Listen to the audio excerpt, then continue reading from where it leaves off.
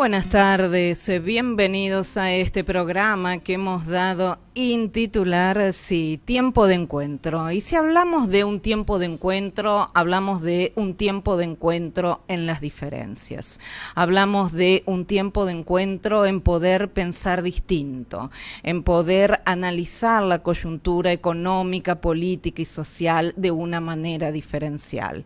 Pensamos en poder tener nuestras propias opiniones, nuestros propios puntos de vista. Y por lo general es en las diferencias. Así es donde para nosotros vale la pena encontrarnos, en las diferencias, en esas diferencias que verdaderamente nos marcan desde este aspecto de respetarlas, de empatizar con un otro, de poder estar con un otro, de poder pensar distinto a un otro.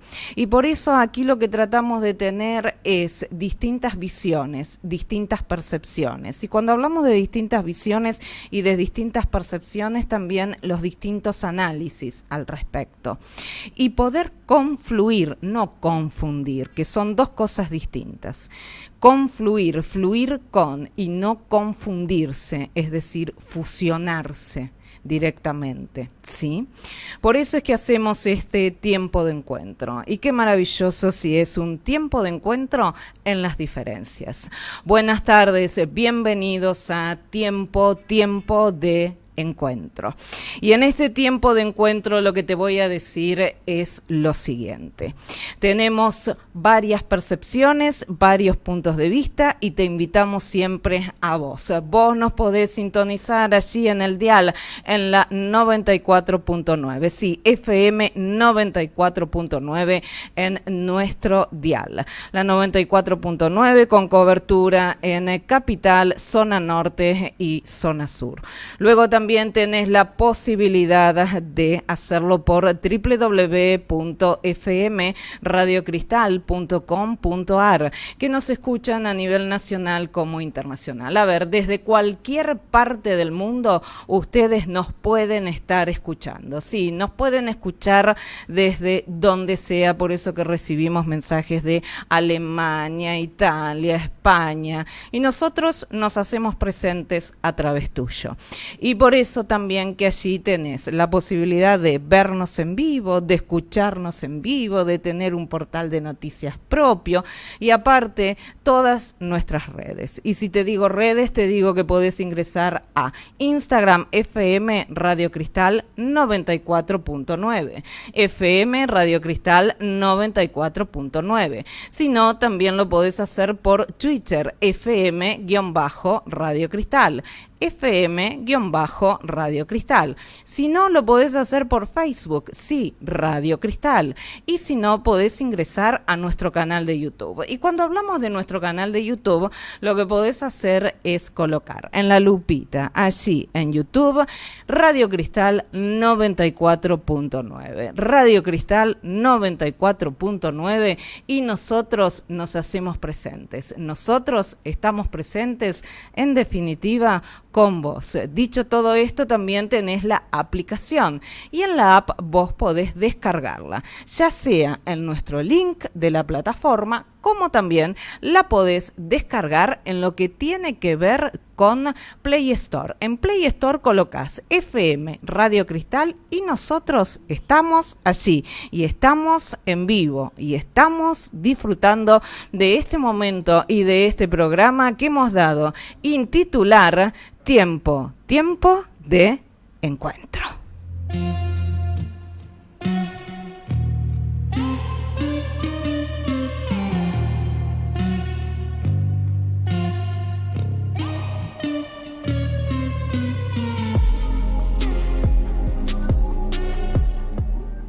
Y ahora te digo que estamos en vivo y si estamos en vivo te voy a decir el Servicio Meteorológico Nacional. El Servicio Meteorológico Nacional en estos momentos nos está diciendo que la temperatura es de 18 grados 1. Está cubierto con llovizna desde la hora anterior. Durante la madrugada cayeron rayos y centellas al respecto y hubo una tormenta fuerte. Es más, muchos vuelos de Aeroparque pasaron pasaron a Ezeiza y así sucesivamente. La humedad es del 89%, la presión es de 1009.2 hectopascales, el viento es sudeste a 5 kilómetros por hora y la visibilidad es de 10 kilómetros. Ya vamos con nuestro primer, le digo al productor, con nuestro primer entrevistado del día de la fecha, que tenemos el segmento también Los Olvidados, así que quédate porque se viene ese nuestro momento que es Los Olvidados.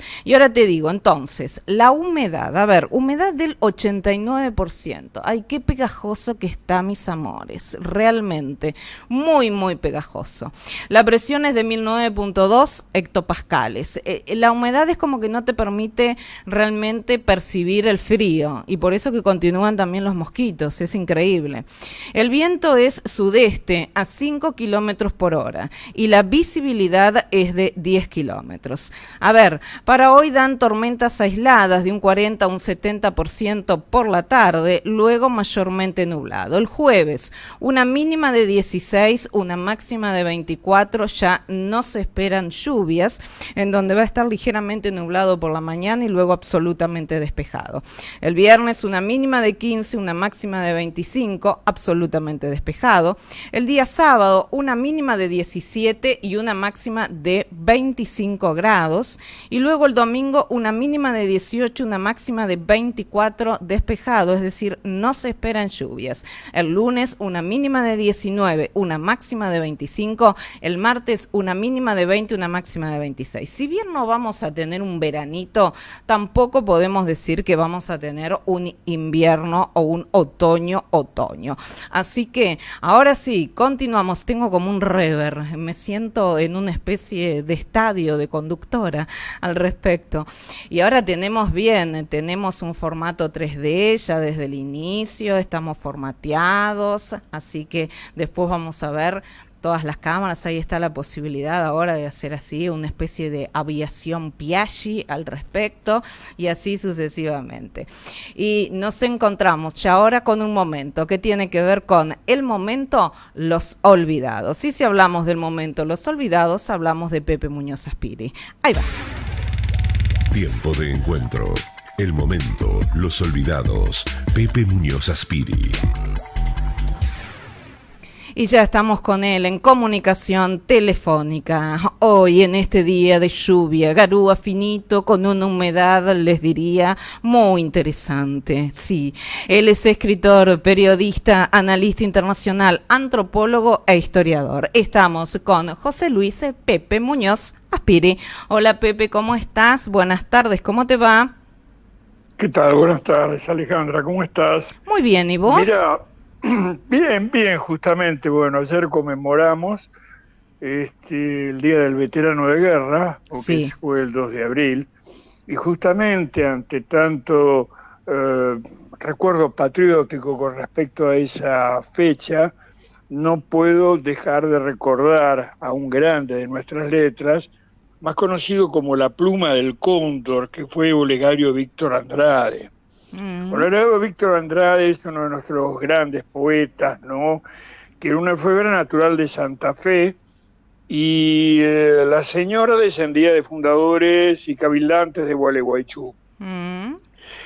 La transhumancia quiere en cierto modo reflejar en el hecho que a poco de nacido Olegario se trasladaron a la banda oriental, concretamente a Paysandú, donde nació su hermano Wenceslao, y no mucho después cruzaban al Uruguay, casi al tiempo que el conde de Tamandaré y sus esclavos pisoteaban la tierra purpúrea. Justamente el Uruguay fue rebautizado como la tierra purpúrea por la sangre que brotaba de sus campos, dado que fue permanentemente un campo de batalla interno, las divisiones que tuvieran entre hermanos, y externos.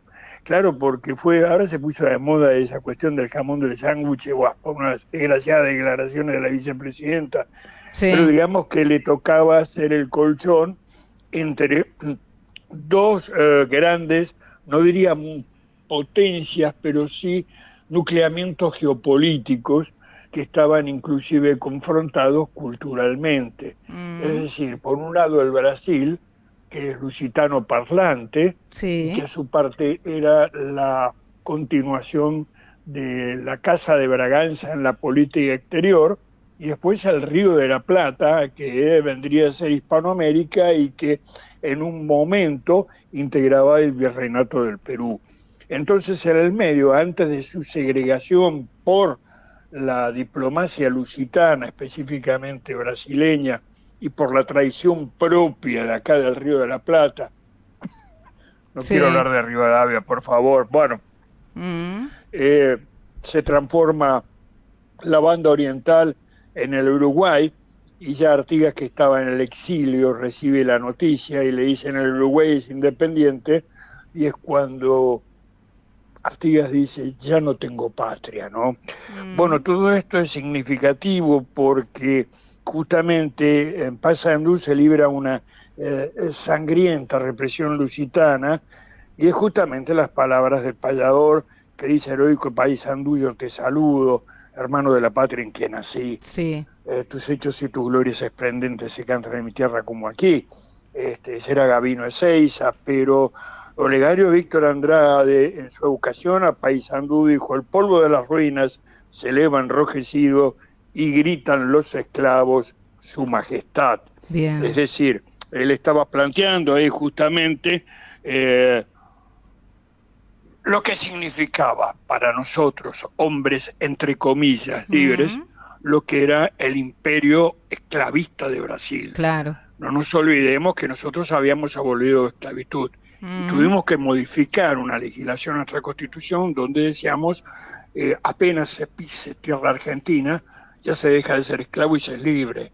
Entonces se rajaba gente de todos lados y venían para acá. Tuvo que ser modificado y decir, bueno, que serían libres los hijos de esclavos nacidos en la tierra. Hay que ubicarse también en la época, viste que nosotros siempre hablamos, no solamente en Los Olvidados, sino también en nuestros programas radiales, como estoy recibiendo comentarios muy favorables de la entrevista ayer al Teniente Reyes, y antes a Jorge Cosentino. Así es. Que el pensamiento debe estar situado. Entonces, pues yo tengo que leer imbecilidades ahora. Bueno, la guerra que declaró un borracho, claro, porque era sobria Margaret Thatcher. Es decir, eran dos aficionados a los whiskies, pero la guerra no se declaró por una noche de borrachera. Imagínate que planificar una operación de desembarco como la del 2 de abril, no te le hace a un borrachín. Y aparte, el que fue el ideólogo de eso fue el almirante Anaya, que era hijo de bolivianos y que era el comandante de la Armada. Y la respuesta de Gran Bretaña, bueno, por un lado fue la respuesta de la señora Thatcher, que necesitaba una guerra porque ya se derrumbaba. Y es interesante que me escribió gente que me dijeron que ellos estaban residiendo en Inglaterra cuando murió Thatcher, y la gente salió a las calles a celebrar.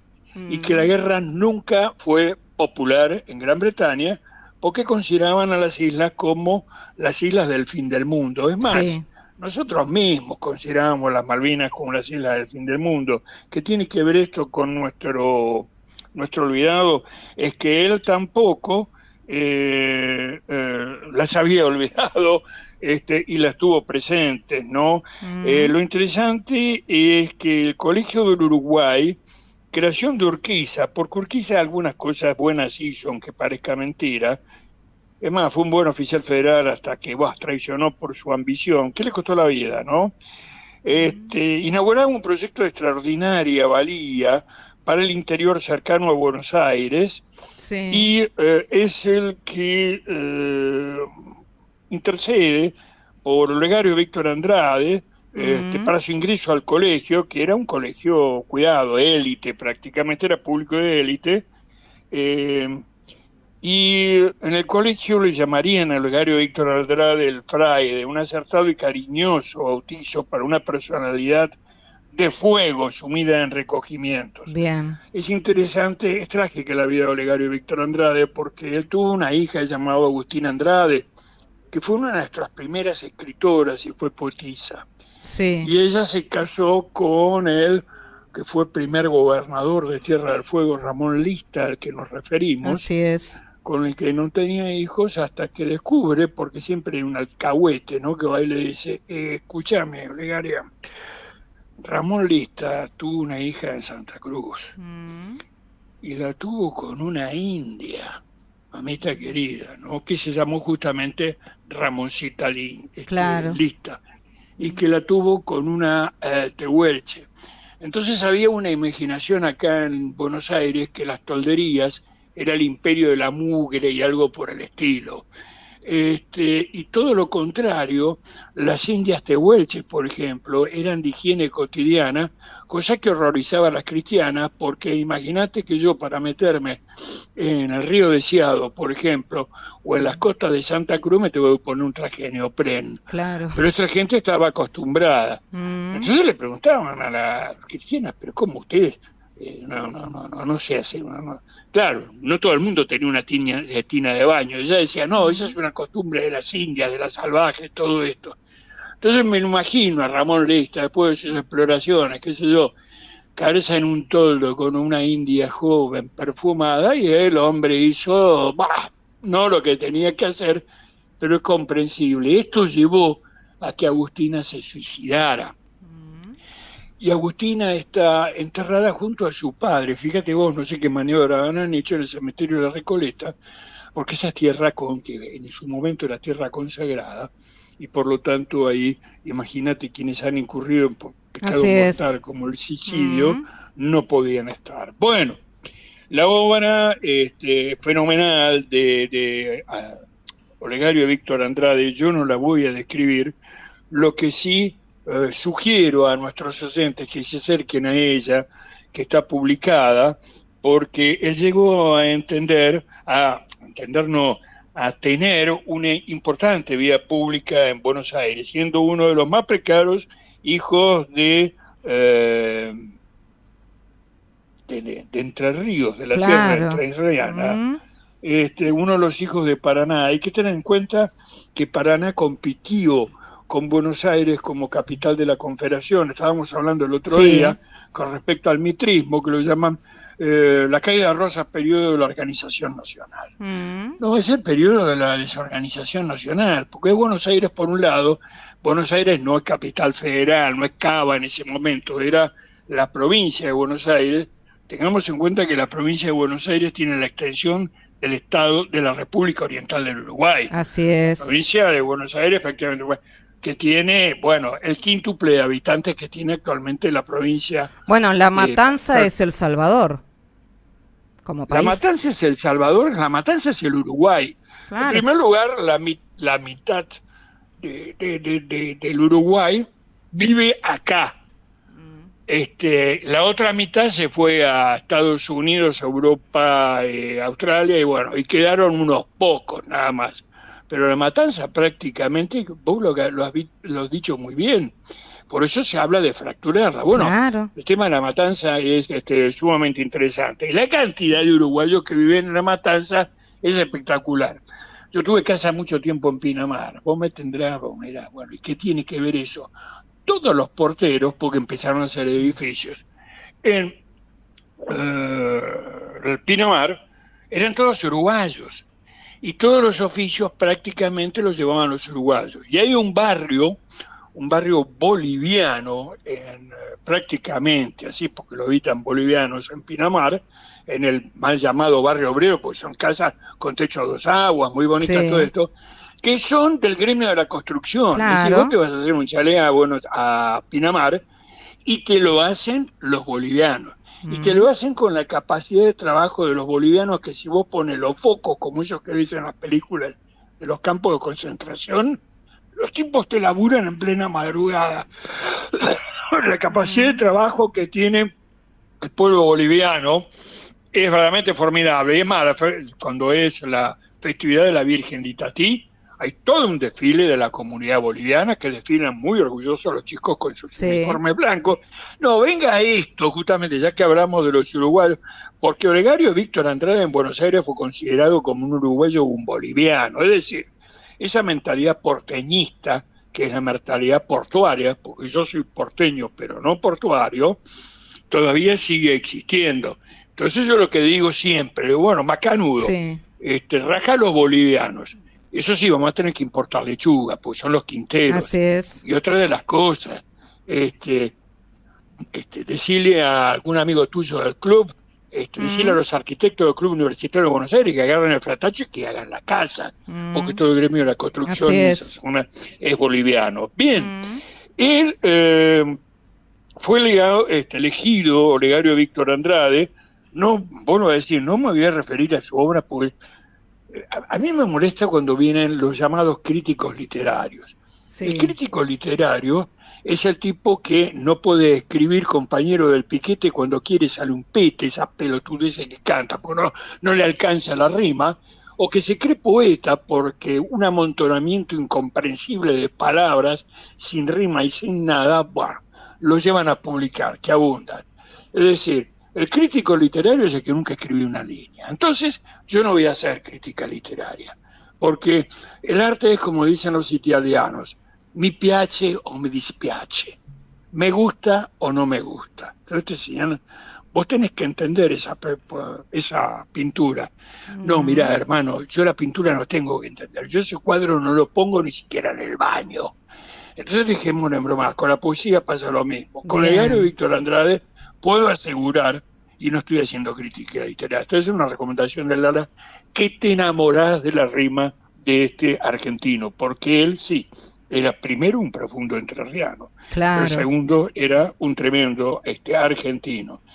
Sus niños, él tuvo niños acá que nacieron acá, y este poeta escribía febrilmente sus columnas para El Pueblo Entrerriano, un órgano publicista, obviamente me refiero de prensa, fundado en Gualeguaychú por Eugenio Gómez, en el que junto a El Porvenir, también de esa ciudad, escribirá sus más coherentes, fogosas y eruditas notas periodísticas a las que en cierto modo se sintetizan en su folleto que fue reeditado hace poco, excelente por la actualidad que tiene, Las dos políticas, durante casi un siglo atribuido a José Hernández y devuelto a la autoría de Olegario Víctor Andrade gracias a la investigación de Beatriz Bosch, quien en su artículo Fin de una polémica, publicado en el diario La Prensa de Buenos Aires del 7 de abril de 1968, zanja la cuestión al dar a conocer una carta de Olegario dirigida a Urquiza,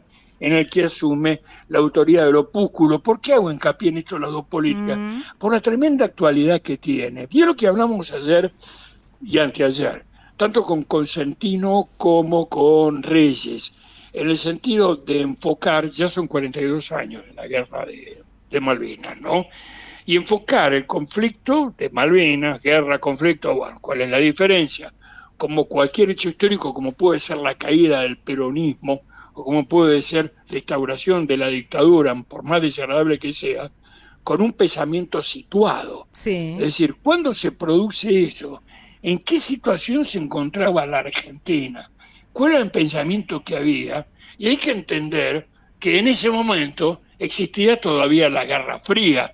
Entonces, cuando yo hablo del Olegario Víctor Andrade, hay que entender que aún existían las heridas. Fíjate vos, que nos referimos la semana pasada a que está la bandera idolatrada. Bueno, su autor, Juan Chazaín, fue un ferviente soldado de la causa mitrista, que murió a los 25 años, bueno, pero no en batalla, pero sí participó en la batalla, contra la Confederación Argentina. Así es decir, a favor de Buenos Aires. Y sin embargo escribe el himno a la bandera. Entonces, vos fíjate cómo estos dos profundos argentinos estuvieron enfrentados. Y estos enfrentamientos, ya como ayer estábamos hablando del gran artillero, que estaba a las órdenes de Urquiza, y sin embargo cuando llego de Caseros dice, como ahí están los brasileños, no, de ninguna manera, y se pasa del lado de las filas federales y es fusilado posteriormente por la espalda. Nos vamos a referir a él, por más que no es un olvidado. Bueno, Olegario Víctor Andrade, sus obras poéticas han sido reeditadas con prólogo de Pedro Luis Barcia, nada menos, que no es un olvidado, precisamente. Y en 1874, su amigo, mirá, las amistades de esa época eran Nicolás Avellaneda, visita Concordia, siendo ya presidente de la Nación, Y Agustina recita el poema de su padre Las Ideas. El vuelco en su lírica hacia la poesía épica se perfila definitivamente.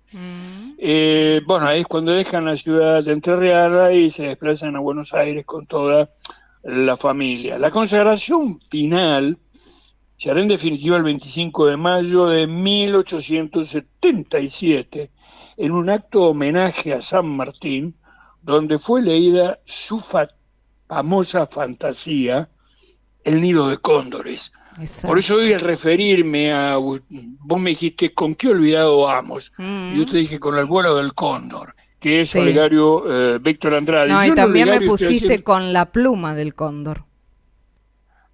Bueno, claro, con la pluma y ese el vuelo del cóndor. Exacto. Y es la pluma del cóndor.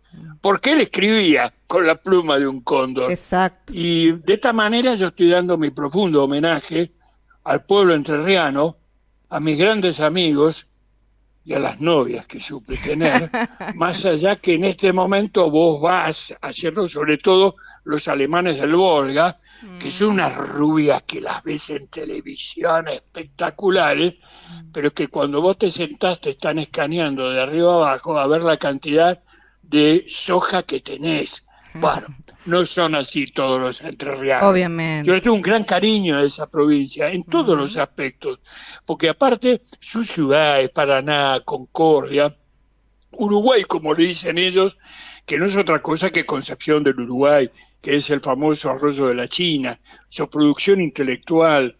Así es. También tu subsidios y biodiversidad. Ellos llegaron a tener la selva del Montiel, que estaba compartida con la provincia de Buenos Aires, y lo llegaron a tener porque esa zona después lamentablemente le pasó por encima la soja. Es decir, como la pérdida de la biodiversidad, y esto tiene que ver los enormes incendios forestales que vemos en el Delta, que es para liquidar los campos para que avance la frontera agraria. Entonces vos mandás, es todo un despelote. ¿A qué viene esto? Ya que estamos hablando de pensamiento situado. ¿Qué diría Olegario Víctor Andrade de todo esto y del DNU? Ahí está, y con esto cerramos, claro, Pepe. Es una posición de Buenos Aires, sí, que joden a todo esto. Bien.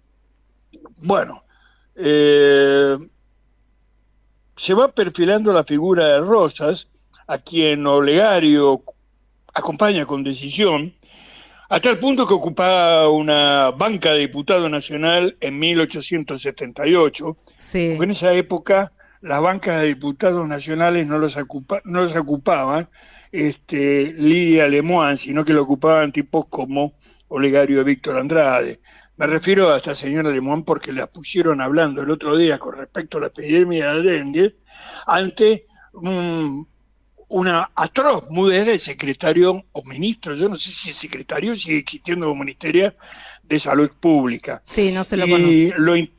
Claro, pero lo interesante es que lo ocupa como diputado, pero Olegario no se dedica a recitar poesía, que por otra parte la componía, sino que eran hombres que ejercían verdaderamente el magisterio de la palabra para la concreción de leyes.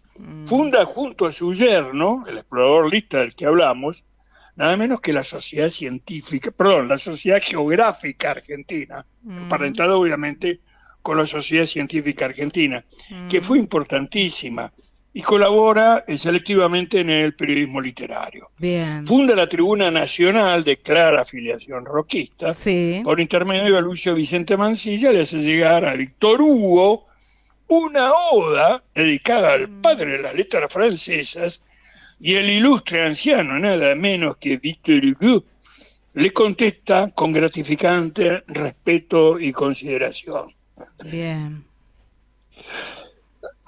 Ay, perdóname que me agarró esta mañana la lluvia y yo salí de cuerpito gentil. Sí, bueno. Pasa. Y después salís sin no abrigado, quédate tranquilo y hay una humedad del 89%. Cerramos con el olvidado de hoy. ¿Ya diste el Sí, ya di todo.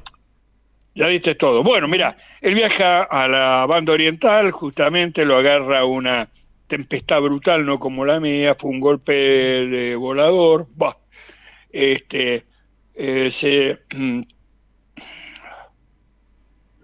Sí. repentinamente esta tromba desplomó sobre el poeta a la plena desgracia. Porque en el verano de 1882, Leila, la más pequeña de sus hijas, quedó atrapada en una peste que la devora en pocos días. Tenía 15 años cuando dejó la vida. Mirá, a qué edad, y esto directamente lo sumergió en un pozo de angustia a Olegario de la Gran Siete. Todavía no había tomado su decisión final Agustina. Bueno, viaja a la banda oriental para intentar una recuperación, pero la pena es muy grande y reasume como diputado en junio, pero ya era una sombra pesadumbrada, casi ningún sentido, y finalmente un derrame cerebral lo deja postrado en una nebulosa que anuncia al final y murió el 30 de octubre. Qué historia. Lo enterró realmente una multitud en el cementerio del norte, junto a Leila, como él quería, con su hija, y hubo discursos de amor sincero. Con esto termino. El presidente Roca lo despidió como un gran amigo y dijo qué mezcla de niño y de gigante había en él. Qué belleza. Palabras, verdaderamente, qué belleza. de despedida. En un momento creí que la tempestad te había llevado a vos, Pepe, pero no. Hiciste un momento de silencio glorioso, de actuación, te digo, te juro, dije, la tempestad me lo llevó a Pepe, pero no, estabas ahí y haciendo ese momento de silencio que fue realmente, o para mí, mortal. No, me salió naturalmente. Ay, ¿no? Fue excelente, la verdad. Yo dije, se me fue Pepe. A él lo despidieron cañonazos ese día, y es lo que yo sí pongo al final de un artículo en que lo evoqué. Le digo, el cóndor sobrevoló incansable el Ande en busca de su pluma perdida. Ay, qué belleza. Con eso yo finalicé un artículo que escribí hace mucho tiempo. Qué belleza. En la revista Fundación, ¿no? Bueno, creo que fue atinente referirnos a Olegario de Víctor Andrade, también como homenaje a tantos entrerrianos que estuvieron luchando en Malvinas. Atinente y pertinente. Y vamos a decir que tuvimos realmente una semana de homenaje por este 2 de abril, creo yo que muy buena en lo que tiene que ver con el valor de las palabras, los lunes de 14 a 15, en donde ya tenemos un invitado para la semana que viene. Esta semana fue realmente un lujazo tenerlo a Jorge Cosentino. Ayer, con Una mirada austral de 16 a 17, fue un lujo tenerlo a Jorge Luis, realmente nuestro querido Teniente Reyes, Jorge Luis Reyes, en nuestro programa. Fue a corazón, fueron los latidos, fue el pulso, y hoy con este olvidado también siento que fueron el pulso y fueron los latidos de una semana para mí contigo fantástica. Pepe Muñoz Aspiri. No te olvides de pedirle, perdóname, no te olvides de pedirle a los oyentes que vayan eligiendo una batalla. Sí, tenemos para mensajes. Un vino de Reyes, el vino blanco. Sí, tenemos mensajes y lo voy a decir el día lunes de acuerdo a ello, y lo va a elegir justamente nuestro teniente Jorge Luis Reyes. Gracias, Perfecto. Mi querido Pepe Muñoz Aspiri, abrazo inmenso. Te mando un beso enorme a vos y a toda la audiencia. Un cariño. Gracias. Chao, Pepe. Y estuvimos con él, escritor, periodista, analista internacional, antropólogo e historiador. Estuvimos con José Luis Pepe Muñoz Aspiri. Cierre del momento Los Olvidados. Hasta el próximo capítulo con Pepe Muñoz Aspiri. Me gusta porque estamos con un simple lenguaje de señas a veces. Porque estamos en un estudio que es muy amplio, quiero decirles, y al estar amplios compartimos también con el área de operación técnica, de producción, de foto, de video, es todo. Es todo, es así. Y entonces a veces hay algunos gestos que salen de manera televisiva que tiene que ver con lo que es a veces radial también. Pero vos vas a ver los gestos cuando nos ves y vas a decir, Ale, ¿le pasó algo? No, era justamente gesto para el otro área, para el área de producción, para el área de televisación, para nuestra área, para el área correspondiente a todo lo que estamos haciendo, en definitiva, para vos. Y ahora se viene un invitado de lujo como lo es Julián Chasco.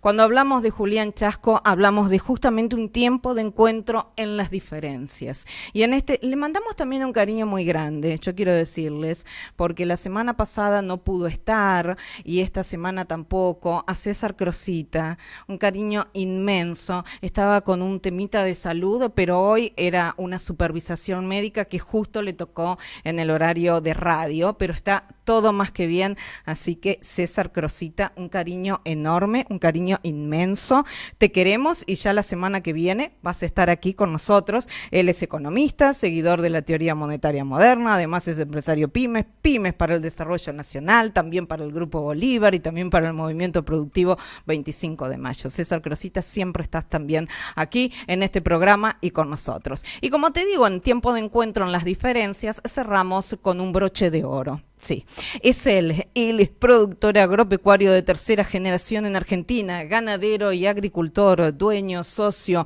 de una empresa familiar. Además es politólogo, egresado de la Universidad Católica de Córdoba. Me encanta, Universidad Católica. Yo que soy también egresada de la Universidad Católica, no de Córdoba, pero cada uno en su lugar. Estamos con el gran Julián Chasco. Hola Juli, ¿cómo estás?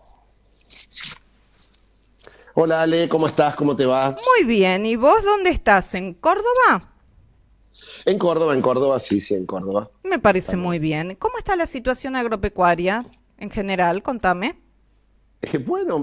Como siempre, la situación agropecuaria no es una sola, es mucha y de acuerdo a la extensión de nuestro país y la variedad de climas, situaciones y de trabajos distintos que sí. También, bueno, obviamente las situaciones son distintas desde muchos puntos de vista, desde el punto de vista climático, que siempre es un tema que al agro le preocupa mucho, pero también, bueno, por supuesto, tema precios, tema malezas, temas de situaciones, epidemias nuevas que aparecen. Es una cuestión compleja como cualquier ámbito de la vida, como cualquier ámbito de la vida económica. No es algo tan sencillo ni tan estanco. Sí. Y bueno, ahora, hay que atravesarlo como es. Julián, te voy a hablar... Hay una serie, sí. Te voy a hablar del tema carne, pero antes decime lo de la serie y después te voy a preguntar algo muy puntual de Córdoba que me llegó de información antes de adentrarme en tema carne. ¿Me decías recién, para finalizar? No, hay una serie que es que transcurre en un estado de Estados Unidos, de los estados ganaderos grandes, que es Montana, donde hay un abuelo que le explica a su nieto qué es ser ganadero. Seguramente la habrás visto tal vez, que se llama Yellowstone. Sí. Y es muy polable el concepto, porque el abuelo le dice, bueno, ¿qué es ser ganadero? Le pregunta el chico. Y entonces el abuelo le dice, bueno, ser ganadero, mira, la verdad, dice, las tenés todas en contra, porque no manejas el clima, no manejas las estaciones, no manejas el precio de tu producto, no manejas el precio de los insumos de tu producto, tenés que pagar impuestos de todo tipo, todo el mundo cree que las vacas son parte de la comunidad y no te reconocen lo tuyo.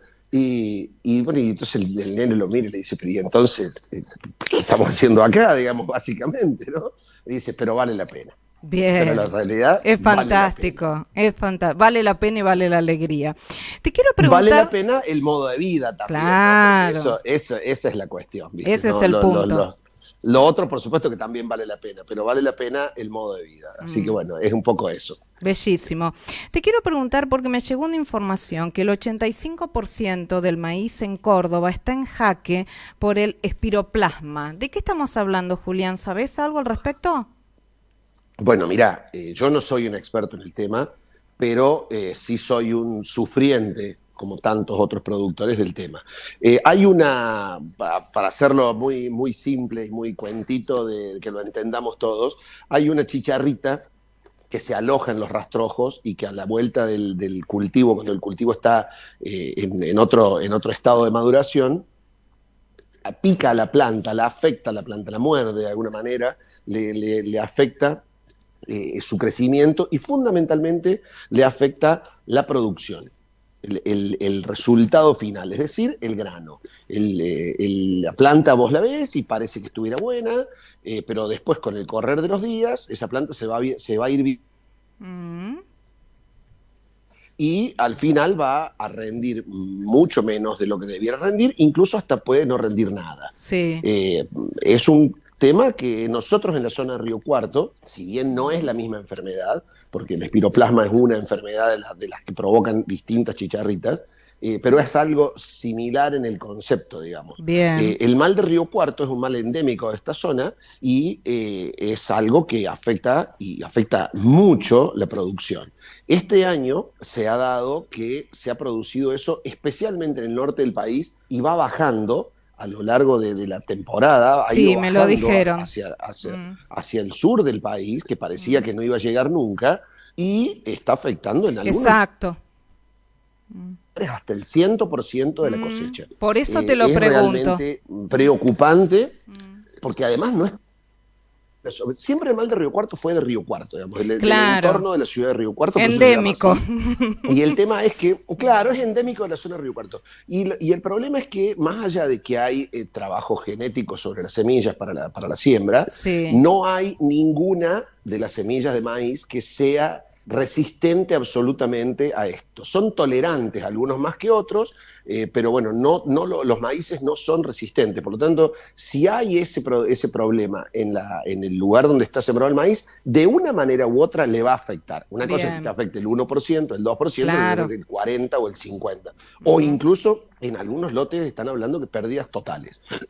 Lo cual es no solo preocupante para nosotros, sí, los productores. Tranquilo, porque te me vas a ahogar al aire. Yo prefiero que puedas toser bien, claramente, y continuar. Ahora sí.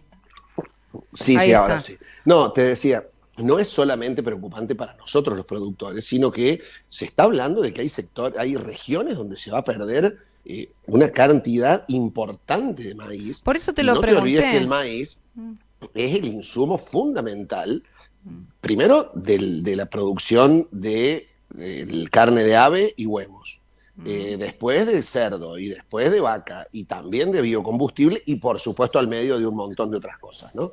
Pero es realmente... Sí. Porque el maíz es un insumo muy, muy, muy necesario y además es muy caro de producir. Claro. El maíz es uno de los cultivos más caros que tenemos para producir en Argentina y obviamente es un ciclo anual, por lo tanto lo que se pierde... Sí. Obviamente eso encarece los costos internos, porque al haber menos producción seguramente encarece los costos internos y realmente está muy... Porque además no tiene cura. No se puede hacer nada. No es que vos decís, bueno, hago una aplicación de determinado producto agronómico y no se puede hacer nada. Ahora, ¿sabés qué, Julián? A mí hay algo que me sorprende, que no está en los medios de comunicación este tema, porque no ha salido en muchos medios de comunicación. Yo porque trato de tener información agrícola, agropecuaria y demás de diferentes puntos. Y ojo, no lo digo específicamente en lo que es campo rural, que sí se sabe. Lo que yo estoy planteando tiene que ver en los medios de comunicación masivos. El espiroplasma no existe. Bueno, estamos con el dengue, que es un bichito que todavía... tampoco se lo vio al ministro vinculado a este tema, ¿no? Mira, es que yo creo que la realidad... Mira, hace un ratito estaba justamente viendo la tele y había una periodista de uno de los canales grandes de Argentina que decía, fíjese cómo la comunicación es todo, hablando, digamos, criticando en cierta forma al gobierno porque el gobierno no está comunicando bien sobre el tema del dengue, tal cual lo estás diciendo vos. Ella decía algo parecido a esto, la comunicación es todo. Bueno, la comunicación es todo, y para el sector agropecuario, yo creo que la comunicación es nada, porque nosotros como sector nunca hemos impuesto una agenda de nuestros temas en la comunidad. La comunidad no tiene idea de lo que hacemos nosotros, de cómo lo hacemos. Ahora se ha puesto de moda esto telúrico, que aparece uno vestido de gaucho que aparentemente... las alpargatas, la bombacha y la boina te hacen productor agropecuario. Y eso está bien, todo ayuda, está todo bien, pero digo, la comunicación del campo debiera ir más allá, posicionarnos como agenda, existir porque somos los que en general, y por lo menos hasta ahora, hemos producido la mayor parte de la riqueza en Argentina durante muchísimos años. Por lo tanto, ha sido una deficiencia nuestra, también ha sido una eficiente manera de sacarnos de la cancha, creo yo, de muchos otros sectores, sí, de esta competencia que siempre hubo entre el campo y la industria. Yo creo que en algún momento obviamente hay que tratar de jugar en equipo y que es la potenciación y la sinergia seguramente se da por ahí, pero muchos años en Argentina fue la lucha campo-industria, ruralidad versus ciudades. Así es. Y nosotros en esa batalla cultural, por llamarlo, que ahora está tan de moda esa frase, esa batalla cultural la perdimos. Nosotros no somos tema de agenda, no somos tema prioritario en el campo, y este tipo de cosas, después cuando aumente la carne, cuando aumenten los huevos, la gente no va a saber por qué aumenta y va a creer que es porque hay algún maligno que quiere quedarse con una renta extra. ¿Por qué? Porque hoy, ayer, la semana pasada, escuchaba que aumentó mucho la verdura de hoja. Bueno, la verdura de hoja aumenta porque hubo temporales de piedra, lluvia, viento, que arruinaron los cultivos. Por lo tanto, esa es una realidad. Cuando cae una pedrada o una helada temprana en Mendoza, claro, obviamente la cosecha de fruta se va a afectar y eso va a encarecer el precio. Entonces digo, esos temas no son temas de agenda y no son temas que se discutan en la mesa. Es verdad. Y que también harían a que nosotros como consumidores digamos, che, a ver, hay una escasez de lechuga o verdura de hoja verde, bueno, consumamos otra cosa que no sea eso durante un tiempo. ¿Por qué? Porque cuando vuelva a producirse, que lleve baja un ciclo biológico natural, bueno, va a volver a bajar. Claro. Y si no, preguntarle a los quinteros o a los huerteros que después no saben qué hacer con su producción y se la pagan 2 mangos. Bien. Esa también es una realidad. Pero me parece que, como decía recién, la comunicación al campo nunca le ha sido fácil. Los sectores agropecuarios me parece que no se ocupan de eso. Eso cuesta plata, cuesta dedicación, cuesta tiempo, cuesta profesionalizarse. Y creo que estas cosas que nos pasan al campo debieran ser conocidas por la sociedad, porque nos afecta a todos. A ver, no es que le afecta solamente a los dueños del maíz, le va a terminar afectando a todos los consumidores en la góndola. Así es. Sobre todo en un país que vivimos de esto, fuera que, no sé, vivimos de otra cosa, vivimos de la tecnología, bueno, nos ocuparíamos de otra cosa. Pero por ahí sabemos al dedillo cómo se produce un auto eléctrico, y no sabemos cómo se produce y cómo llega un huevo a la mesa de la comida, digamos. Juli, para finalizar quiero preguntarte esto. El cambio está en marcha, que tiene que ver con La Nación, es un artículo, Campo específicamente, y dice: el cambio está en marcha, se abrió una oportunidad para que la Argentina tenga 100.000 empleos nuevos con la carne, lo cual, algo positivo, vamos a decirlo. Con las políticas que impulsen al sector se podrían llegar además a tener 5.000 millones de dólares adicionales en ventas al exterior, algo que tiene que ver con esto, con la agenda que te marca el campo. Haceme el desglose correspondiente, Juli. Muy simple, creo que lo hablamos algo la semana pasada, que el sector se lo deja producir, el sector produce. Y esto es una pequeña historia de poquitos años, porque durante el gobierno de Néstor y Cristina Kirchner se tuvo una política hacia el sector cárnico, especialmente de la producción de carne, muy retrógrada para el sector. De hecho, se perdieron 10 millones de cabezas de ganado en el transcurso de ese tiempo.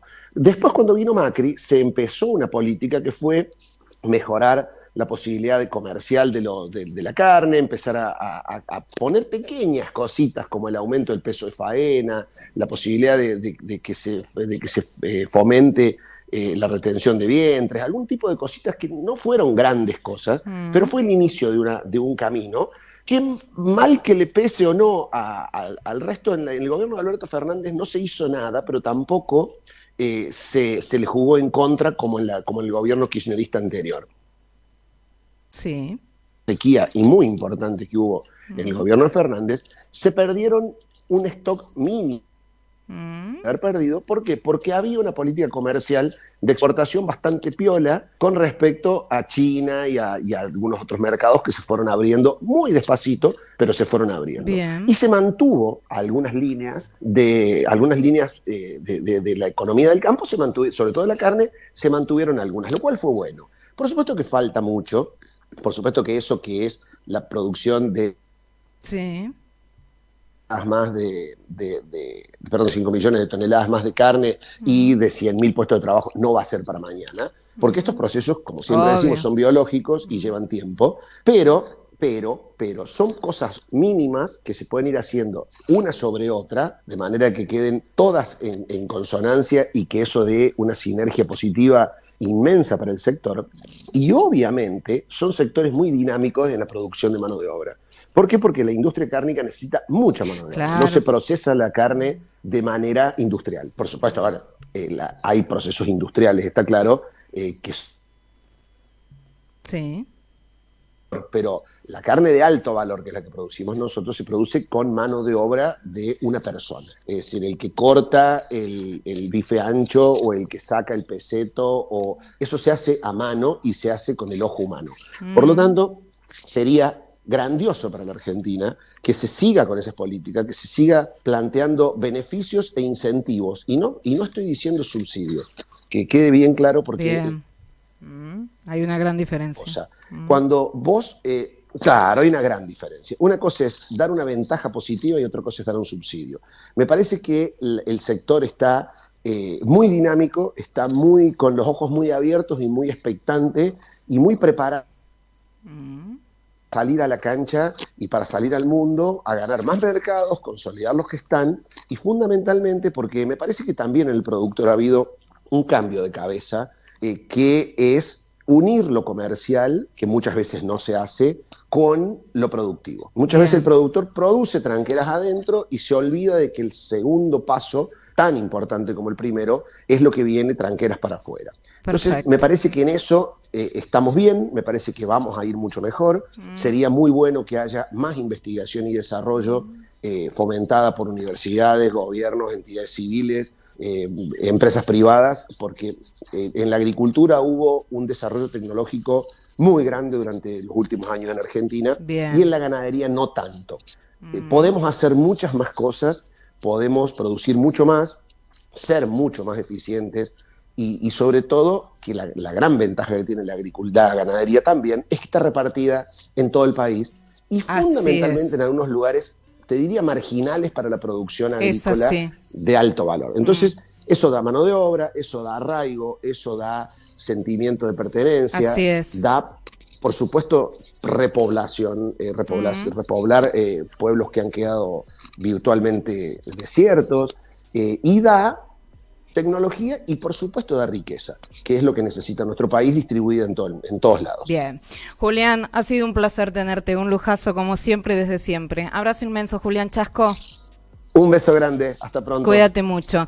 Y hablamos con él, marcamos agenda, por lo menos en lo que es campo, como dijimos hoy. Él es productor agropecuario de tercera generación en Argentina, ganadero y agricultor, dueño, socio de una empresa familiar. Además es politólogo egresado de la Universidad Católica de Córdoba. Estuvimos con Julián Chasco.